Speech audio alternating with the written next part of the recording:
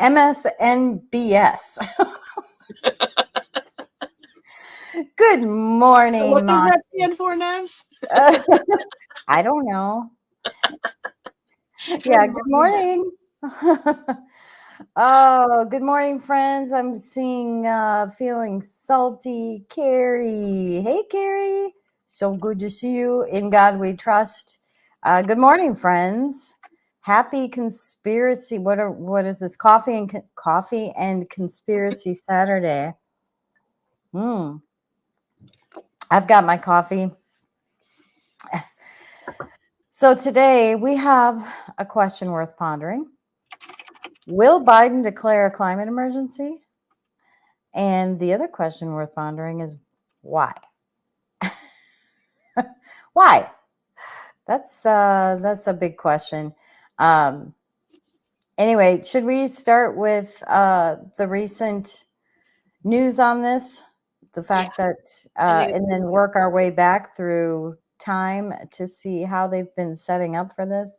All right, let's do that. I've got a video clip we'll share really quick. What kind of, oh, we've got Herbie too. We've got Herbie. All right. Yeah, it's good to see you guys. We're so excited. Okay, so let's get to it. Got to get back to my videos here. And this one. The White House telling Fox Business it's now considering declaring a national climate emergency.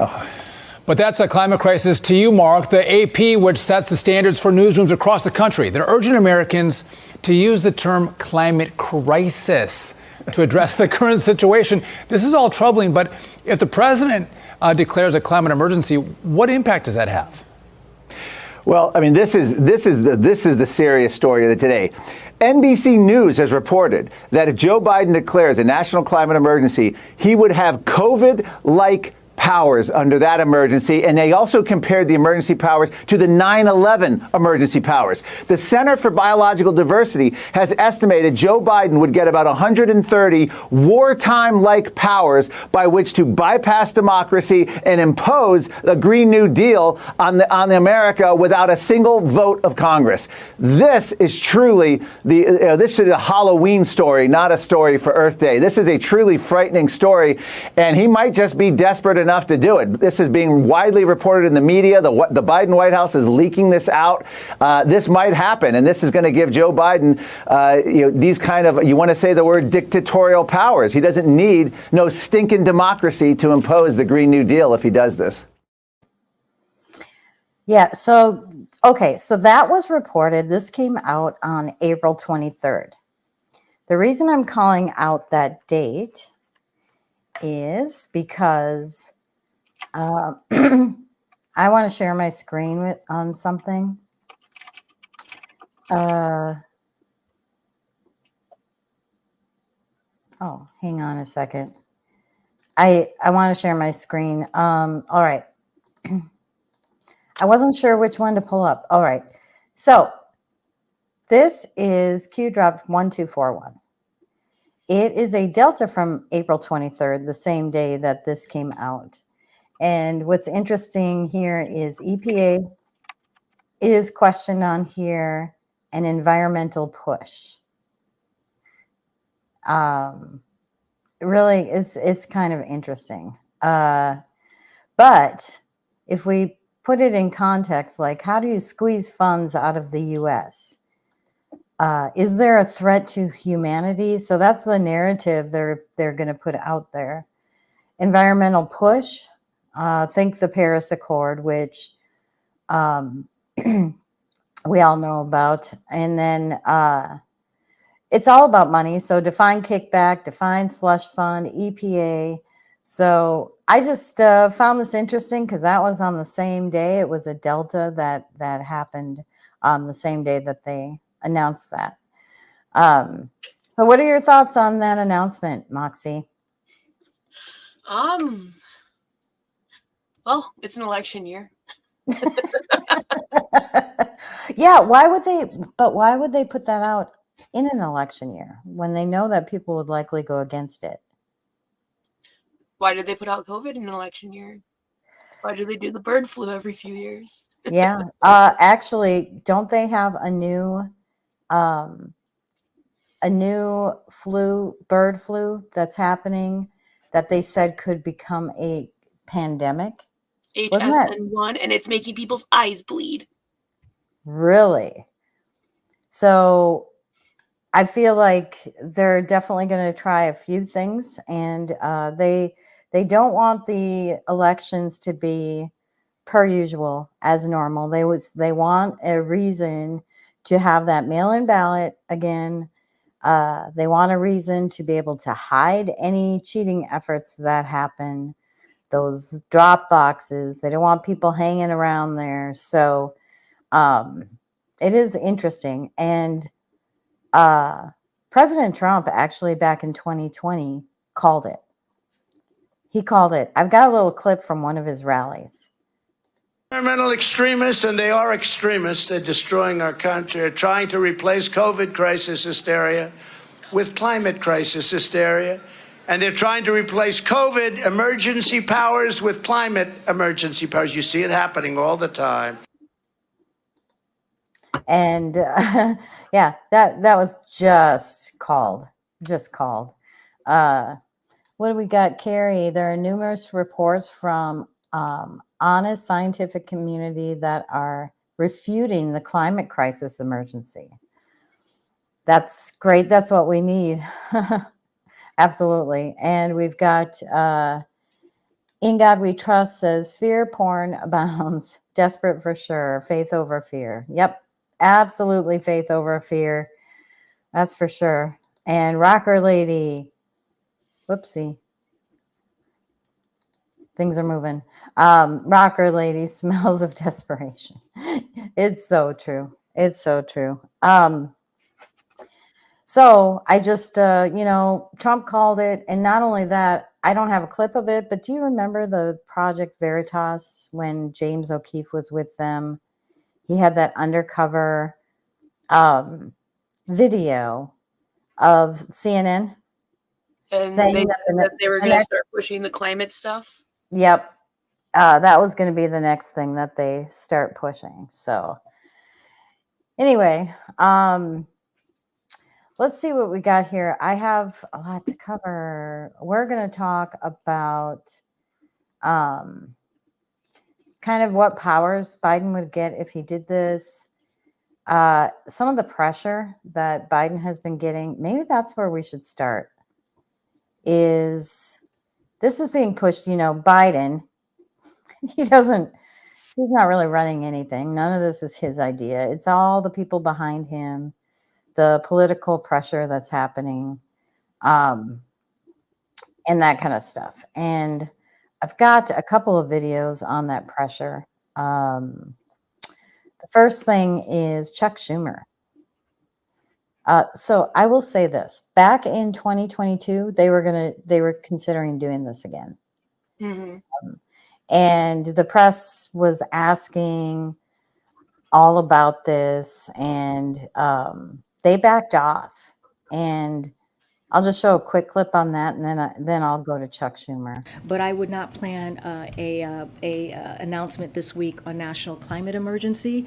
Again, everything is on the table. It's just not going to be this week on that decision. It's just not gonna be. Anyway, so they backed off of that, but the pressure didn't stop. And in 2022, Biden was getting pressure from Congress, senators, and here's Chuck Schumer. Oh, can I say one other thing on climate? Please. I think it might be a good idea for President Biden to call a climate emergency. Why? Because then it relates to what you're saying. Then he can do many, many things under the emergency powers of the president that wouldn't have to go through, that he could do without legislation. Now, Trump used this emergency for a stupid wall, which wasn't an emergency.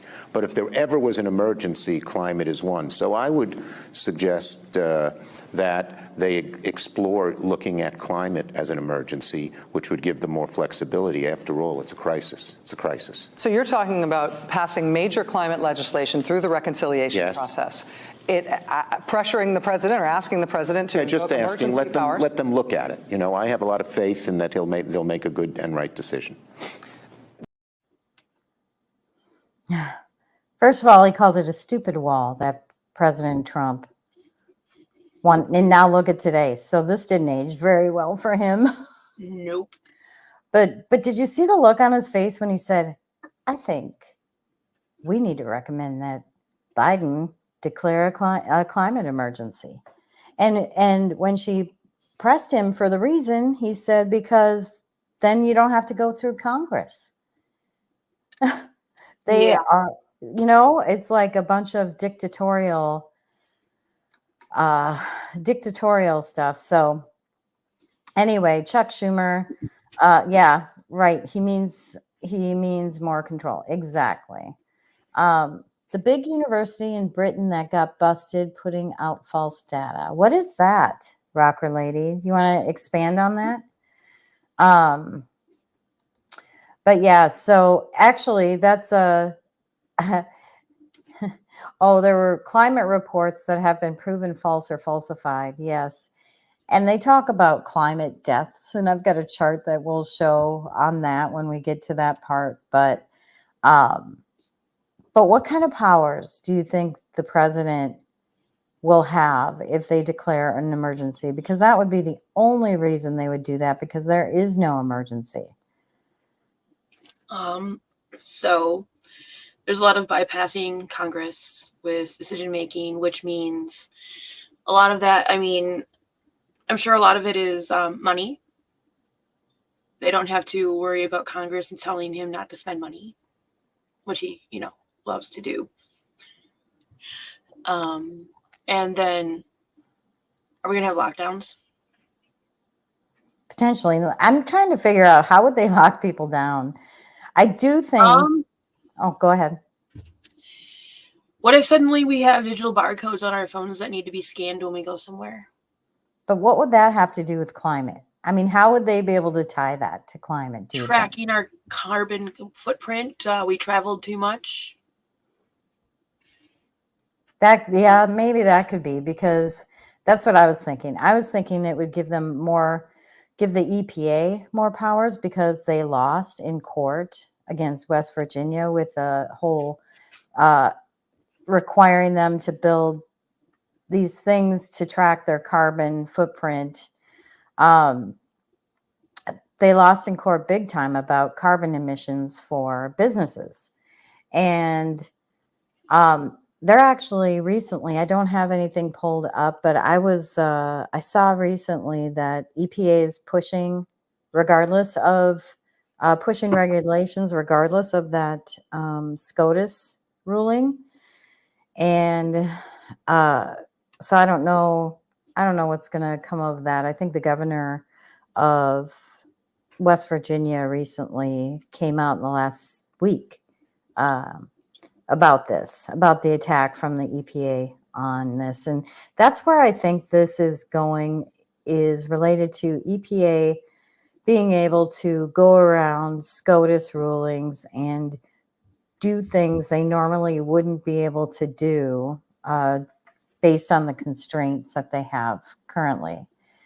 And because they really want to push this carbon tax, carbon credits, and which leads to the social crediting system, that kind of thing. I think those are some of the powers they're going to try to grab. I don't know if they'll be able to.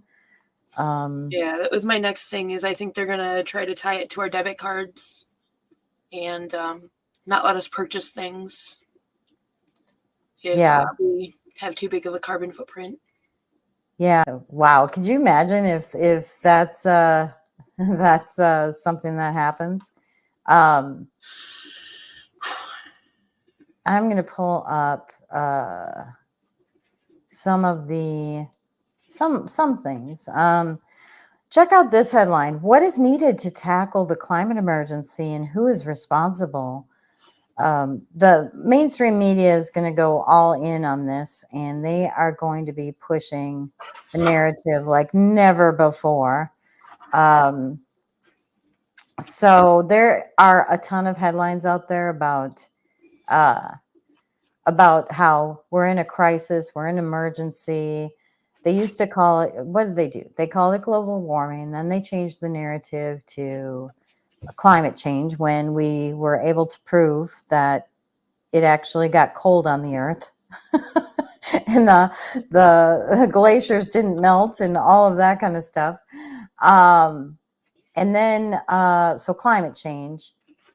And then they were talking about in that video that we showed, the guy said they're told to call it a crisis, a climate crisis now. So now they're supposed to refer to it not as climate change, but a climate crisis. And then now they want to call it a climate emergency.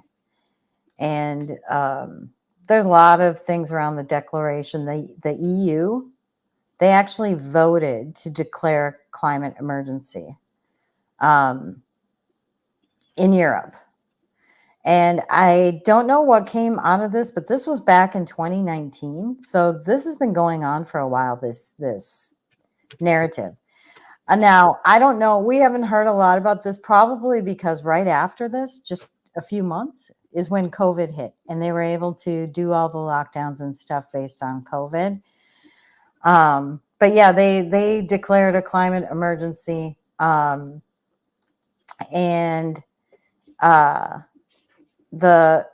Basically, I pulled up Wikipedia. I don't like Wikipedia, but I'm pulling this up because this is part of the narrative.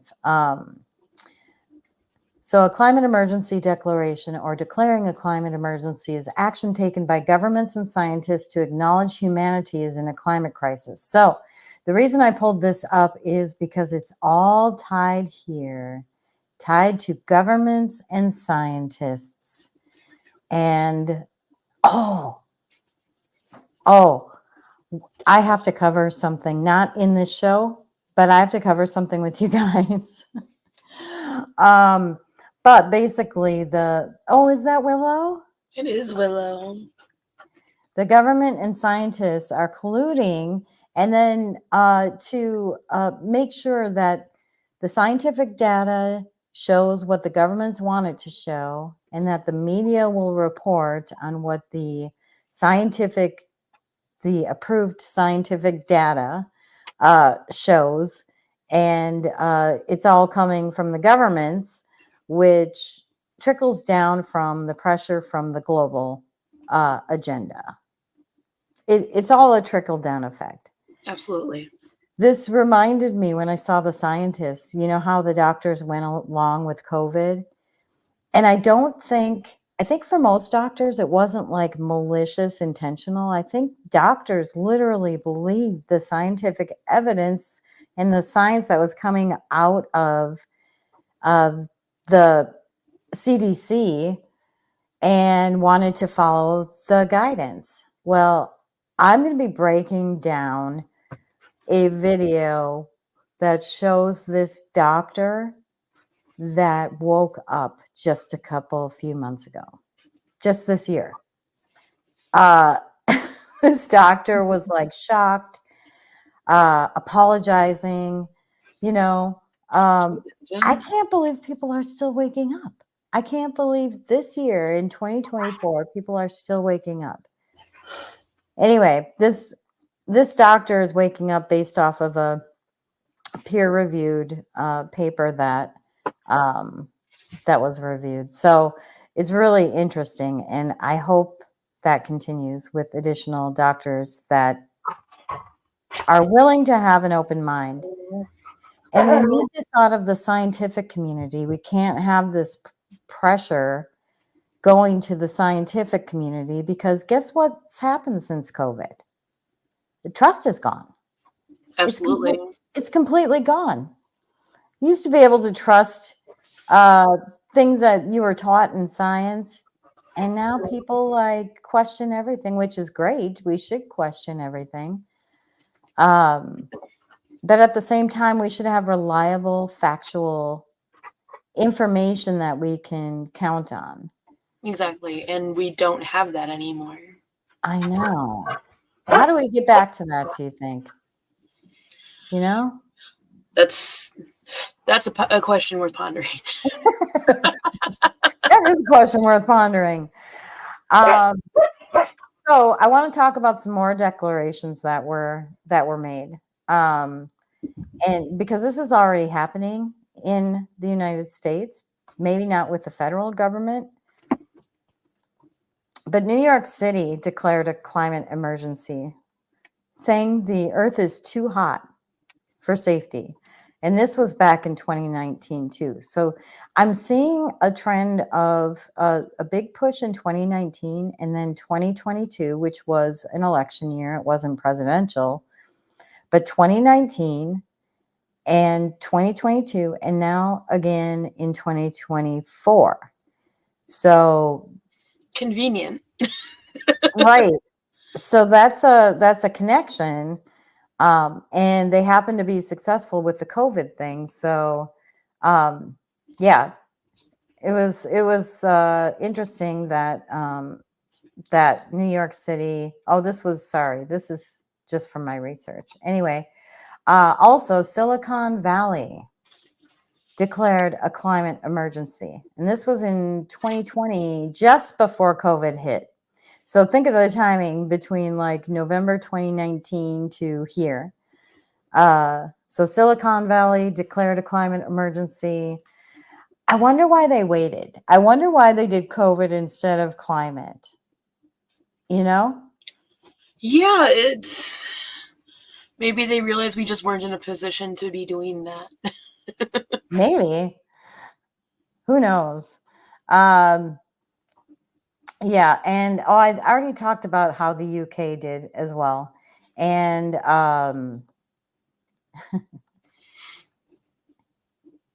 Worse than World War II.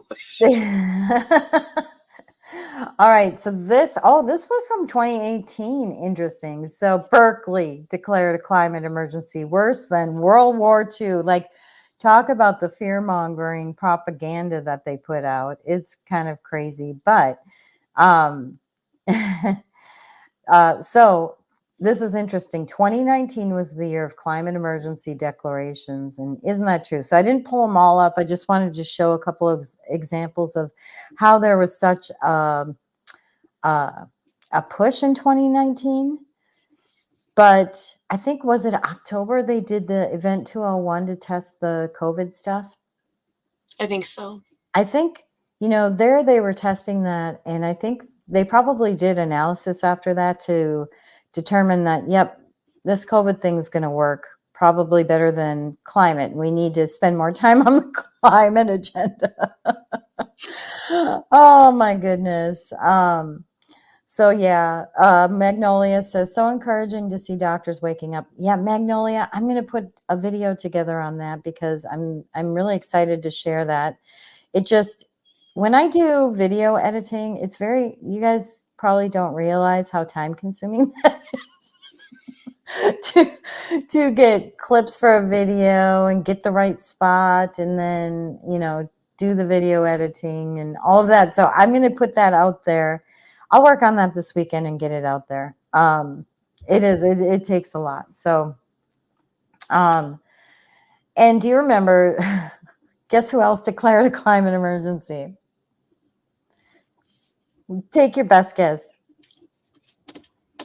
Who's the mascot of climate? With John Kerry. Oh, he is too. Oh, Prince Harry. Oh no, Greta Thunberg. Greta Thunberg. I brought up the wrong thing, but Greta Thunberg declared a climate emergency. Oh, the weather potato. Yeah, the weather potato. The weather potato. And Prince Harry backed her up.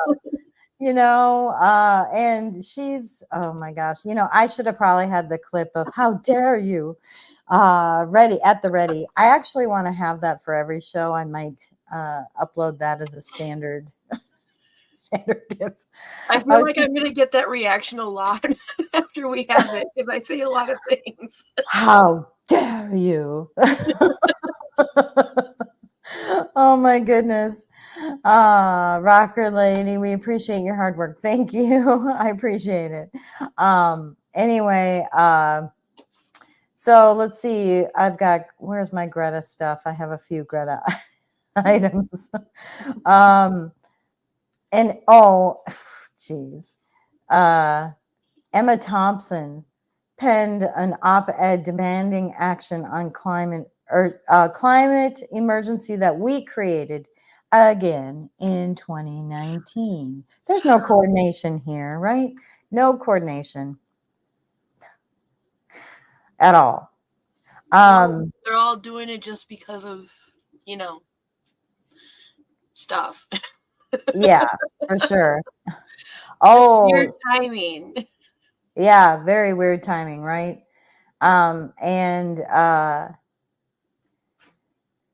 Climate alarmists want lockdowns to halt climate change. Why would we need to resort to lockdowns again? Let's see what date. I want to see what date this article came out.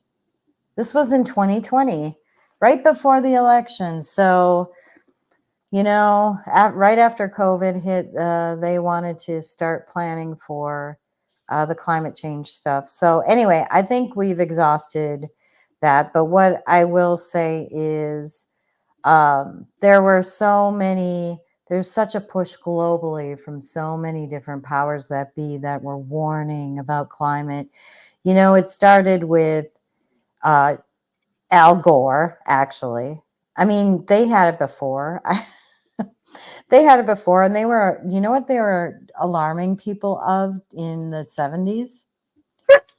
They were not global warming, but before global warming was global Ooh, the next freezing. ice age. Global The next ice freezing. age. The ice age. Oh my gosh. I had a video of Leonard Nimoy. If I can find that while we're chatting, I'll share it. But yeah, they had this big warning and this big documentary show on the dangers of the planet freezing. It was so hilarious. I do want to kind of share what people have warned about, because what we're going to get into is the narrative, and I have a lot to cover with the narrative, the propaganda. Is there anything you want to cover before I do that? No. Okay. All right. So first, there were these headlines like the world mayors went to Denmark and pledged to do something about the climate.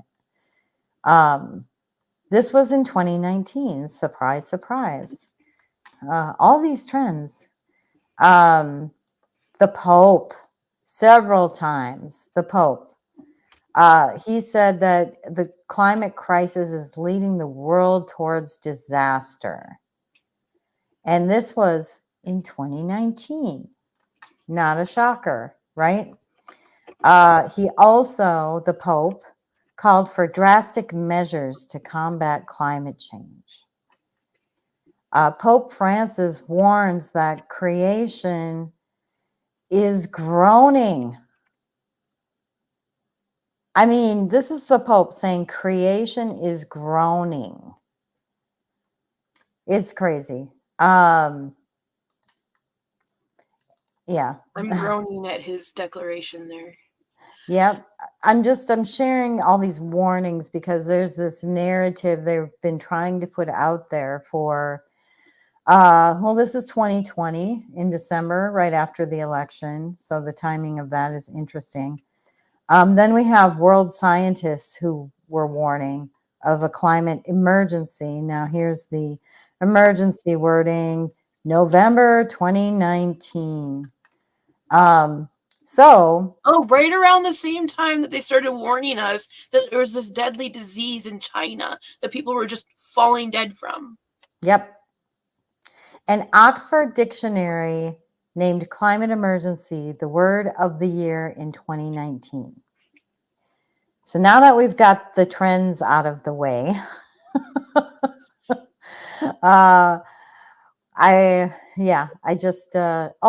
you sent me the clip on Telegram. Oh, before we get into the narrative, then I'm going to download this clip that Moxie sent me. Oh, shoot. I got to go download it.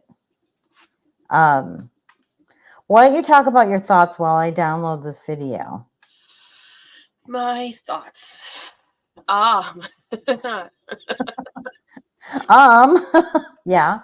Yeah. I mean, have you heard of other warnings or other things from? I remember at the end of the 80s, the 1980s, they told us that kids weren't going to know what snow was by 2000. Oh, really? I don't remember that. They had just switched over to the global warming thing. And, wait a minute. When was that? In the 80s? You weren't even. Yeah, at the end of the 80s. Weren't you like 10 years old? I was born in 1983. Oh, so okay. I was like 5 or 6 probably when this happened. Okay. Wow. But yeah, the 80s, there might not be snow. That's so funny. I don't know why this is taking so long, but my little video downloader is downloading this video. It's because we're streaming. Oh, is that why? Probably. Well, I might not be able to show it then, unless the sound will work. But yeah, they just keep telling us, every like 12 years ago, or every 12 years that we got 12 years more before the world ends. And yeah, I'm sick of being lied to, because like some days I really do want the world to end, and it's just not coming. Oh, I've got, I actually have it on Telegram. So I'm going to download it from there. And I also have, this is super interesting, guys. I'm going to share a couple of things downloaded from Telegram because I didn't prep those things, but I still think it's worth showing on this live stream because just for history's sake, I need to open this in Brave. And I'm going to share this video. I got to upload it real quick. I downloaded it. Now I got to upload it. Okay, so I found this on my Telegram channel. Let's watch Leonard Nimoy as soon as it uploads. In the meantime, I'll share this. So let me go back to the screen that I'm sharing and bring this picture up. So I also posted this on Telegram. This was back in, I don't know when I posted it. I posted it like 2 years ago. So this was an article. Look at the date at the top. 1974, the Ice Age cometh, from the Radio Times. Can you see that enough to read the little sub-headline? It's true. The weather is getting worse. Ice a mile thick has covered Britain 20 times in the Earth's recent past. It's due again. Back feature, The Weather Machine, Wednesday, BBC Two Color. Yeah. BBC Two Color. Yeah, so this was the threat, and I've got Leonard Nimoy now. Let me play his video real quick. At least 8 times in the past million years, it has advanced and retreated with clockwork regularity. If we are unprepared for the next advance, the result could be hunger and death on a scale unprecedented in all of history. What scientists are telling us now is that the threat of an ice age is not as remote as they once thought. During the lifetime of our grandchildren, Arctic cold and perpetual snow could turn most of the inhabitable portions of our planet into a polar desert.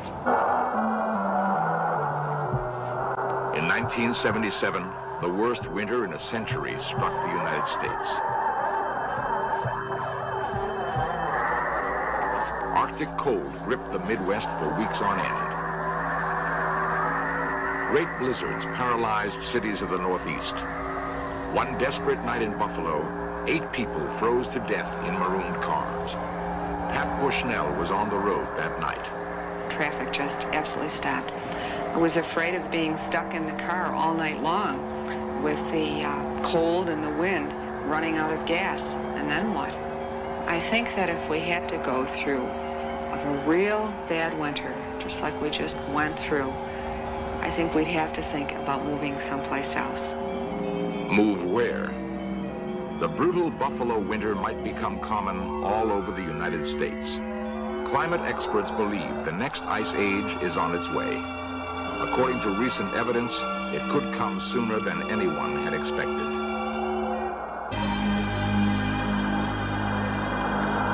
At weather stations in the far north, temperatures have been dropping for 30 years. Seacoasts long free of summer ice are now blocked year-round. According to some climatologists, within a lifetime, we might be living in the next ice age. Of the 9 planets in our solar system, only Earth has conditions favorable to human life. Anyway. Whoa, the dramatic music. And you know what's crazy is within 10 years, they were talking about global warming. Oh, yes. Rocker Lady says, we will freeze to death, then we will boil in the heat. Now it's just climate change in general. Yep. So they changed it because we made fun of the fact that they were giving us all that fear. Anyway, so that is super funny. But I do want to really talk through the narrative and the lingo. Actually, there was I'm going to bring up my screen again. That news article is hilarious. Hey. Shh. Steve Bannon, the Bannon War Room said, oh gosh, did I say when this was posted? This was posted a long time ago on Telegram. 2021 posted. What's coming is the climate emergency, not a climate crisis, a climate emergency. This is the Great Reset. This is a part of Build Back Better. This Great Reset will take your job, your kids' education, and implement the social credit score. And I realize that sounds like fear porn as well. But they kind of said, yep, this is what we're doing. So it definitely was predicted. And I thought I had a post from my Telegram too that I posted a couple of years ago. Oh, here we go. A couple of years ago, I posted 1970s, threat of a new ice age. 1990s, threat of global warming. 2000, they were called out on their hypocrisy. 2010 plus, rebranded to climate change. So that's pretty much how they're doing it. So I do want to talk about the narrative, though. Absolutely. There is, this was from May 2019. And they talked about, they put in quotes, climate emergency, the evolution of a global campaign. And this is a really interesting article. It talks about the language of climate emergency has exploded into public space in a spectacular way. So really, it's just like an admission that it's all about the narrative, with the national, regional, and governments adopting the term. So last Friday, they said last Friday, the Guardian editor-in-chief, Catherine Viner, issued new language guidelines to her staff.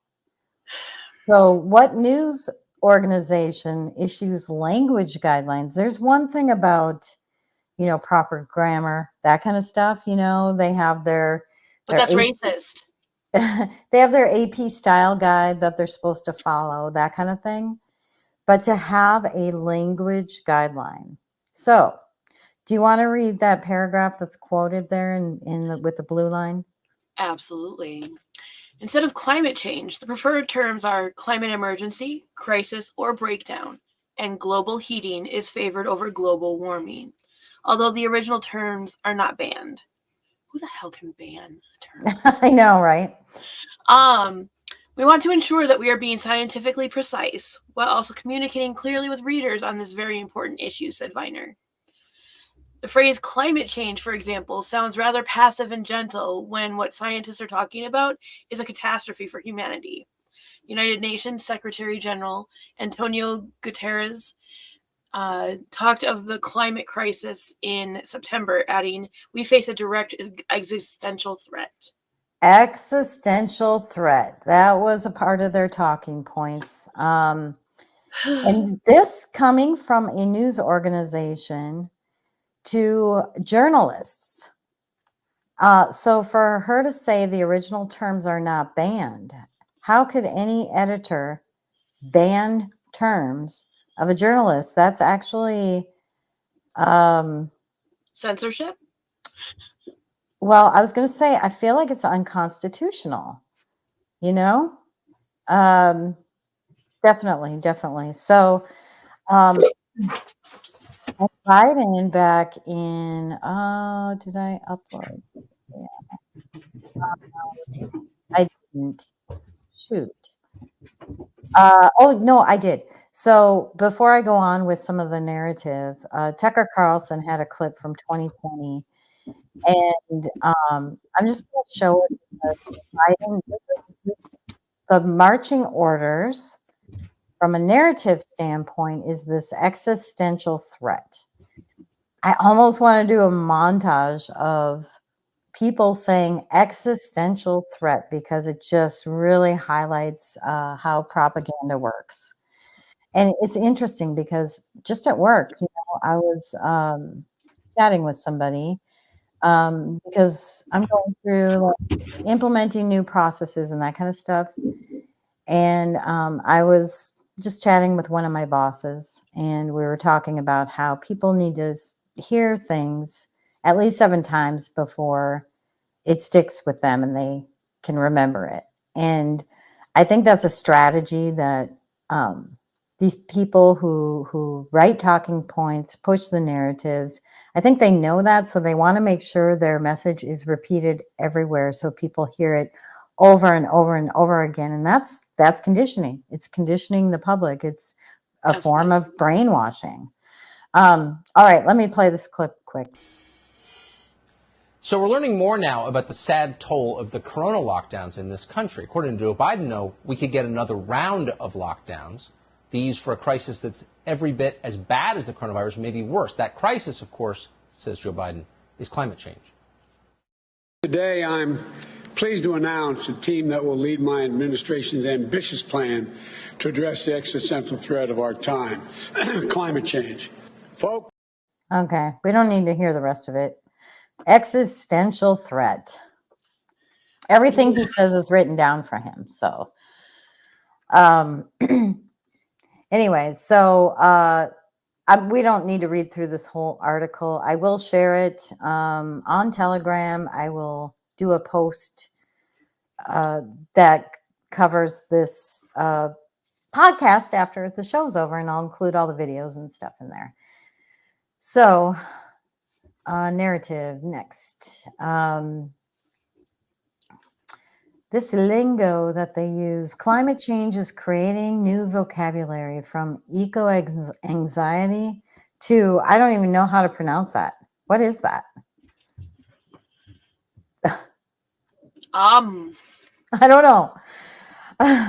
Lexicographers at Oxford, here we go, Oxford again, Oxford English Dictionary have added new words and definitions to reflect the rapidly evolving discourse about our hot planet. This was from 2021. I'm surprised. Oh, they're using that term directive from The Guardian, the hot planet. Keisha Katanga? Or Katanga? Is that how you pronounce it? I don't know. Keisha that would be my best guess. Katanga. How come I haven't heard about that? Keisha Katanga.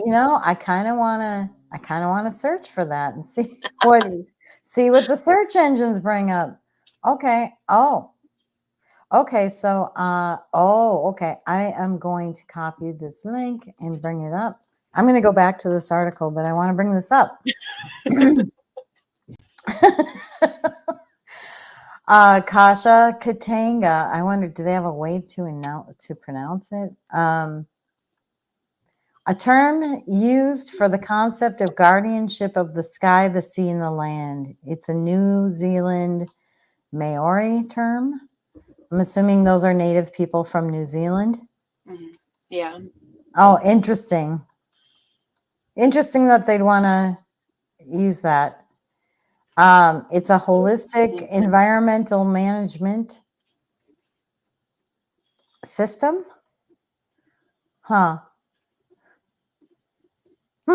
I think I might have to dig on that one, so I'm not wasting your time while I'm interested and start reading about that. Anyway, all right. So basically, they're talking about how the Oxford English Dictionary have added new words and definitions to reflect the discourse. So, this eco-anxiety thing that they added, I saw some clips. I didn't pull them up, but I saw some clips of teenagers that have anxiety over the climate because of the brainwashing that's been done, like literally crying and worried about our planet. Mm-hmm. So somehow we need to get a more reassuring message out to everyone. And all those kids are probably now the Generation Zers who are graduating from college and going out into the workforce. Like, I feel like we're going to have a whole generation of people who won't be able to manage They won't be anything. able to function at all as real human adults. Right. They can't manage their feelings. They can't function in general society. Yeah. They need their safe spaces. It's so crazy. What do you guys think about all this? I mean, I think we all know together that, that what's happening, but I just think it's great to call this stuff out. Carrie says that would be God who is guardian. They're always seeking to supplant God's sovereignty. I think I found a pronunciation. What's that? I think I found a pronunciation. Oh, what is it? See if I get it. I can't. It's hard to hear. Yeah, no, I'm not trying that. Nope, not repeating that. It has way too many syllables, and yeah, no, my mouth doesn't move like that. I'm like, I can't hear that. No, I was gonna try and no. I wonder if I went to ask how do you pronounce it. I think there's like, have you ever? There's a ton of like videos out there on how to pronounce certain words. It's so funny. I'm super curious if they've got that. I have never heard of that. Oh, interesting. The Oxford Dictionary is the first thing that comes up when I ask, how do I pronounce this word? Interesting.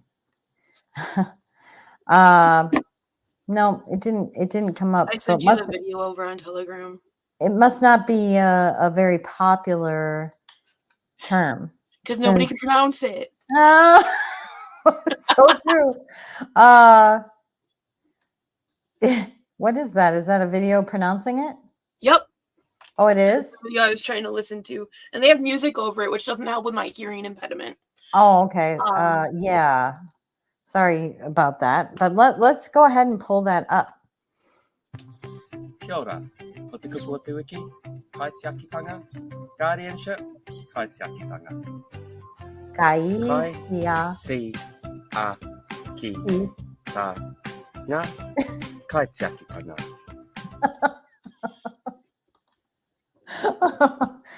Kai te akitanga. That's how you pronounce it. That's a mouthful. It was fun trying to figure that one out. All right. So anyway, so we've got climate change remains the most commonly employed term to describe the effects. Global warming, they're not using anymore. Nor, oh, that's right, they used greenhouse effect before. They're not saying that anymore. They said the earliest the ozone. Huh? They're not talking about the holes in the ozone either. Oh, yeah, because that was proven to be false, actually. That was debunked. The earliest example of climate change, the word, was from an 1854 article about milder winters occurring in Europe.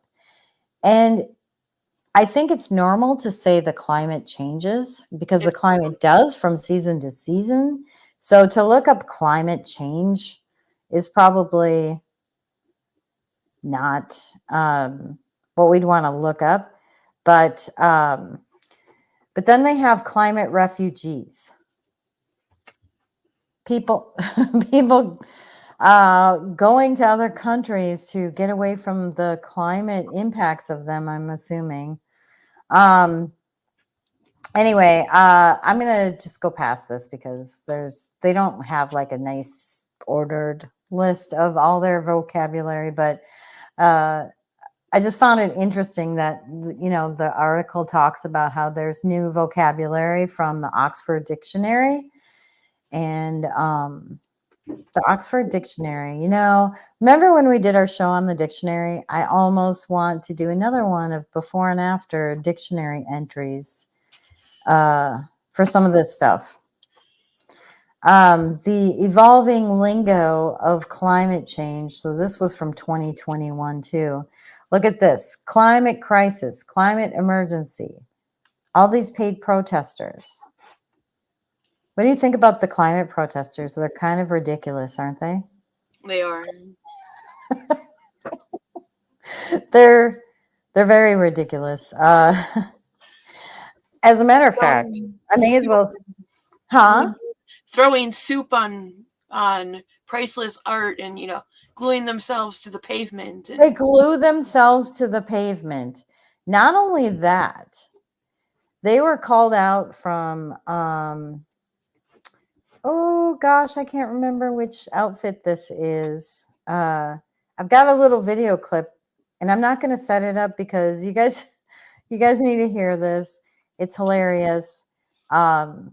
Definitely, these protesters are organized by NGOs and people with big pockets. Let's watch this clip really quick. We have the campsite, the illegal campsite of Extinction Rebellion. They've been in town all week for mass disruption. So what we've got here, we were talking about their schedule, and on their schedule here they've got a workshop for white privilege training. Now, of course, that has everything to do with the climate, I'm assuming. That's what we're here to find out, is what exactly does that white privilege training, what does white privilege have to do with climate change? That was Rebel News. That's what I was trying to think of. They're so awesome. So what does white privilege have to do with climate change? So obviously they're not really concerned with the climate. They're more concerned with pushing an agenda. That was an awesome call out. And yeah, I've got a few protesting clips, but I want to talk about the protesters for a second before we get back to the narrative. I was thinking about this actually recently, and I feel like I want to put some kind of proposal out to people who legislate. So that would be your in the United States, it would be your representatives, your senators. I don't know in other countries who that would be, but I almost feel like we need laws in place that make it illegal and against our constitutional civil rights for any protesters to be paid. That actually prevents us from, well, I'll talk about that. Any protests that like turn violent, any NGO that plans and coordinates any kind of protest should be illegal. Because if you think about it, all of these paid protests, the violence that comes out of them, the big money that goes into them, prevents us as citizens from wanting to actually have our voices heard. because people then are scared to go organically attend a protest. And they started doing this because look at how powerful that was.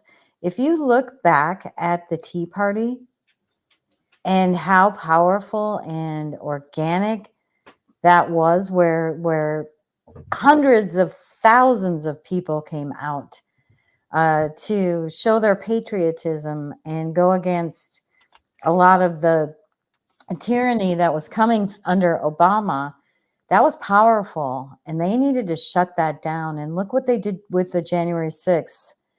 That was a powerful coming together of people that was infiltrated. And people after that were scared to go stand up.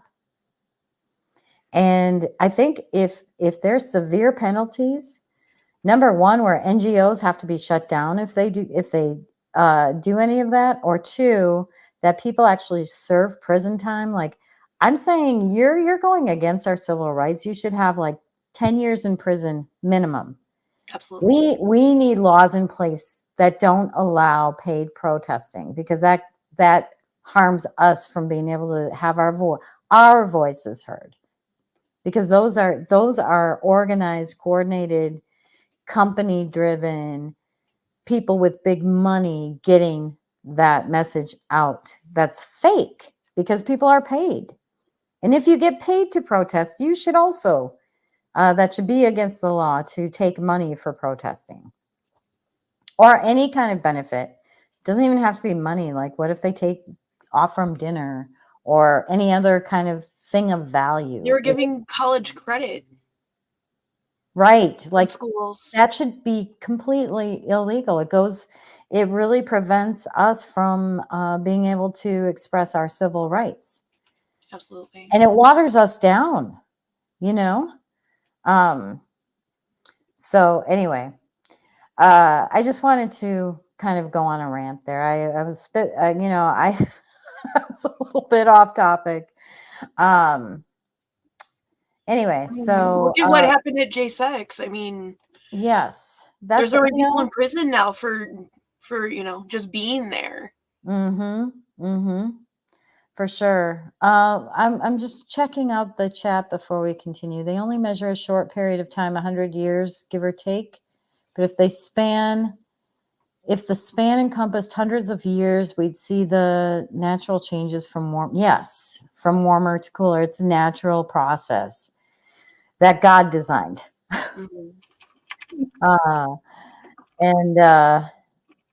Yeah, so they talk about white privilege with climate change, which is so ridiculous. Carrie even said, remember, the LGBTQ community are more adversely affected by climate change. They have all of that. So that's a narrative, but I really want to, I guess, continue with the narrative stuff. So I just want to see, I think this is what I already brought up. I'm going to bring up my screen again. All right, so there's this article about how climate change gave way to crisis and emergency. Gosh, the ads pop up. The evolution of language used to describe global warming or heating. Now it's called heating. All right. So they talk about, just like in the last article, how climate change has been used since 1854. And I doubt the people using that even were talking about what we're talking about today. But indigenous language, I don't know why I couldn't say that, languages contain expressions that speak to non-monetary systems of exchange that value ecology and to human stewardship of nature. That's completely different, though. I do think, like, I'm conservative and I appreciate the environment and want to take care of it. And I don't think that we should try to, put pollution out there, that we should pick up after ourselves, keep our environment clean. I'm all about the environment, but from a different angle, not about the climate or trying to make everyone have a drought because you want to save a little microorganism. I don't believe in that. Like, we use the water to live, and we have the circle of life. Humans rule the earth, and that's how it is. And, they always claim that these animals are going to go extinct, but I think we were just talking about extinction recently, weren't we? About how discovering animals that actually aren't extinct, they just think they are because they don't see them. Didn't we? Yeah, possibly. Not too long ago. It was maybe 6 months ago. Yeah. We've been So, doing this I've been part of the show for almost a year and a half now. That's insane. wow, that is insane. Okay, we're getting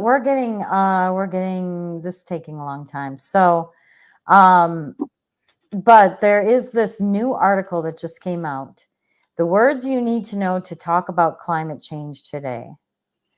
Eco-anxiety, so they were talking about climate anxiety before. Climate velocity, carbon stock. This is their new stuff that's just coming out this year. And they're just really quick. I did a check on Google Trends. All right. So this is the word climate change and how many times people like searched for this word. So it's like, what were the trends of people using this word? This is 2004 to the present. And if you look, 2004, like it's down, down, down. 2010, it might have spiked up a little bit. 2022, huge spike. And then again now. So you can see that trend. And then climate crisis. Well, actually, that's climate change. So if we look at global warming, though, you look back in 2007, it was super popular. Look how it scaled off. So this is kind of a visual representation of how they've been changing the narrative. Then we go to climate crisis, 2004 to the present. They actually did have a spike there in 2006. I don't know if they were testing out the terminology or what, but it started getting super popular in 2019, climate crisis, and look how it's growing now. So I think we're going to see continued trends of that going up. And then lastly is the climate emergency. Look how it spiked, 2022.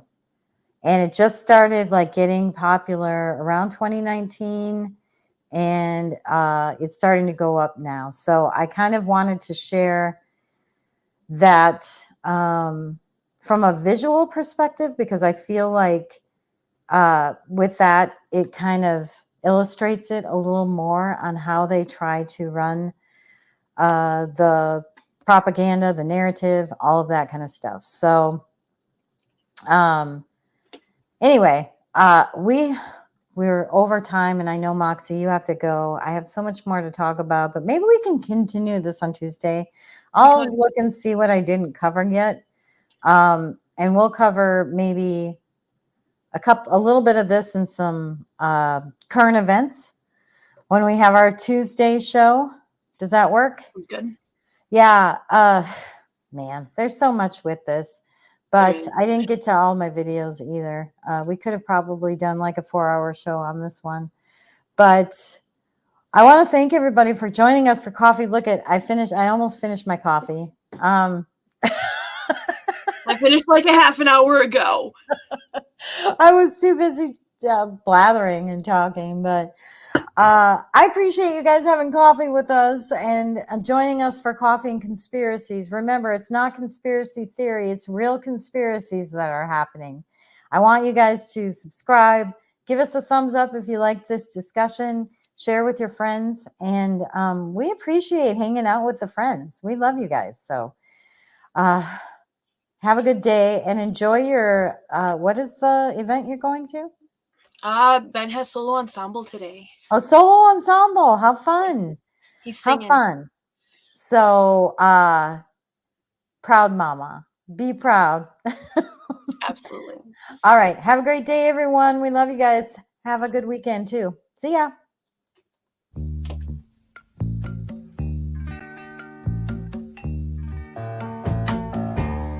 I can see clearly now, the rain is gone.